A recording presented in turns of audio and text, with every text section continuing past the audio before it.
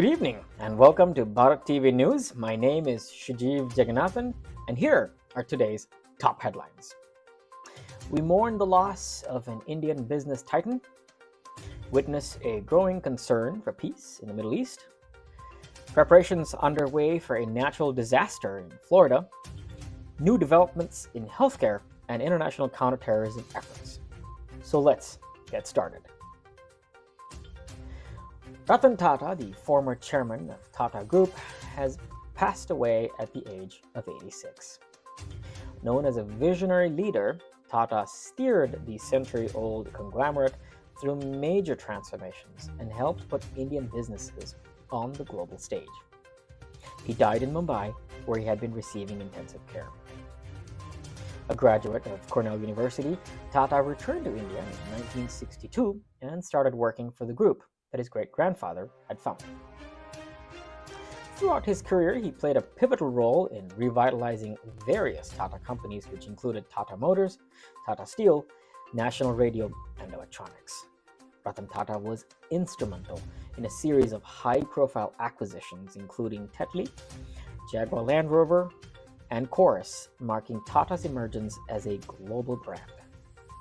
The business world and the nation are in mourning for a leader who not only expanded the reach of Indian business industry, but also advocated for ethical and sustainable business practices. Our heartfelt condolences to the Tata family.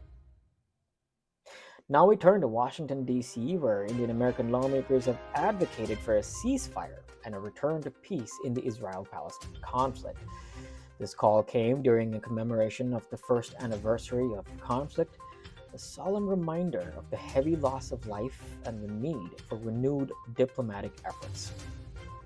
Lawmakers emphasized the importance of focusing on humanitarian aid and facilitating the safe return of hostages.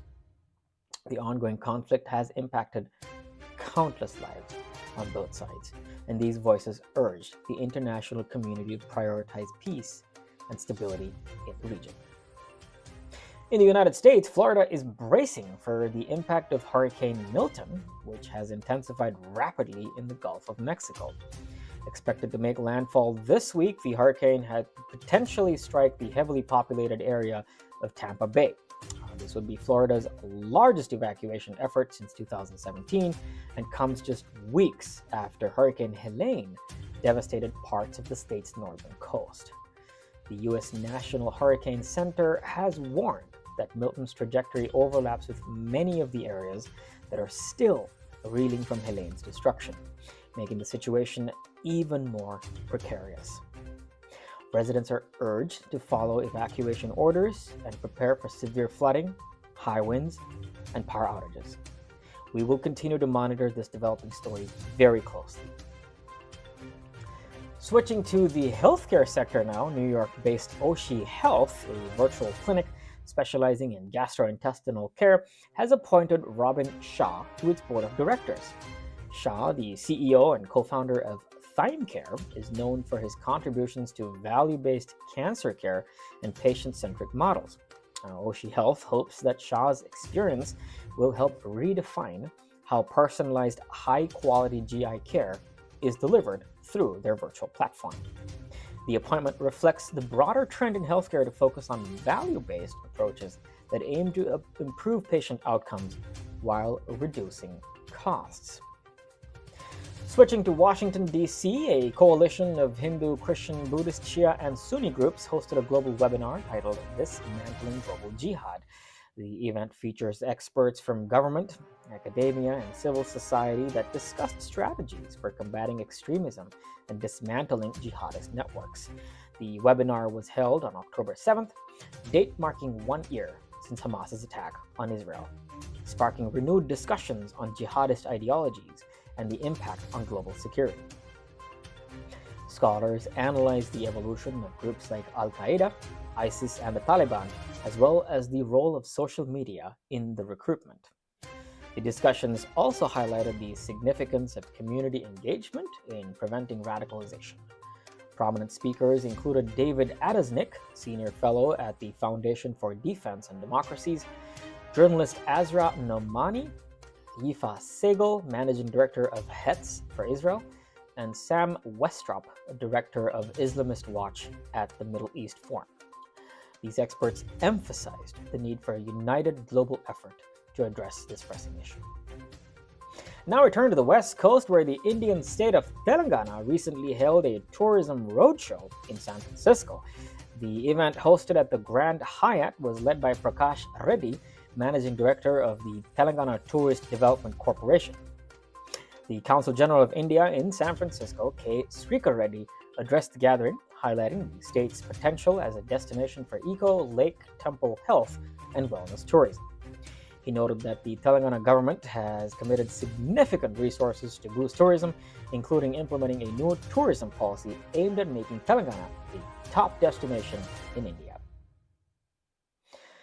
In a significant recognition of the Hindu community's cultural heritage, Governor Katie Hobbs has proclaimed October 2024 as Hindu Heritage Month in Arizona. Now, this marks an important milestone for the state's large and diverse Indian population. The declaration celebrates the contributions of the Hindu community in Arizona, acknowledging their rich traditions, spirituality, and dedication to cultural preservation. Various events will be held throughout the month, bringing together people of all backgrounds to learn about and celebrate Hindu culture, festivals, and values. Governor Hobbs' declaration is a step forward at fostering cultural understanding and inclusivity in Arizona. The Rajput Association of North America, RANA's Arizona chapter, recently held the grand celebrations for Ganesh Chaturthi, an important festival dedicated to Lord Ganesha. The event brought together the Indian community in large numbers, fostering a sense of unity and cultural pride. As part of the festivities, Rana sponsored a Mahaprasad at the local Hindu temple, offering devotees a meal as they participated in the Ganapati Puja. In addition to the religious rituals, the celebrations included cultural activities aimed at introducing children to Indian traditions, ensuring the younger generation stays connected to their heritage. Looking ahead at Diwali, children from the Rana, Arizona chapter are playing a pivotal role in preparations. These young volunteers work tirelessly to create beautiful handmade diyas and other decorative items for the upcoming festival. The efforts culminated in a community-wide fundraiser where items were sold, with all proceeds going to the Support a Child initiative led by the Vishwa Hindu Parishad of America. This initiative aims to provide education and basic needs to underprivileged children in India. The involvement of Rana's youth in such projects highlights the importance of passing down values of service, compassion, and cultural pride in the next generation. In global news, the United Nations has issued a stark warning. The world's water cycle is becoming increasingly erratic. According to the UN's World Meteorological Organization, floods and droughts are growing more intense and frequent as climate change accelerates disruptions to water systems. Last year saw some of the world's driest rivers in over 3 decades, as well as the largest loss of glacier ice mass in a half a century. WMO Secretary General Celeste Saolo stated that water is the canary in the coal mine of climate change, calling on global leaders to take urgent action to mitigate these effects. The report's findings are a distress signal, underlining the urgent need to adopt policies that address the looming water crisis. Without decisive action, millions of people and ecosystems will continue to be at risk. And that concludes today's news segment, so thank you for joining us, and for more updates on these stories and others, visit our website and follow us on social media. My name is Shujeev Jagannathan, and I will see you next time.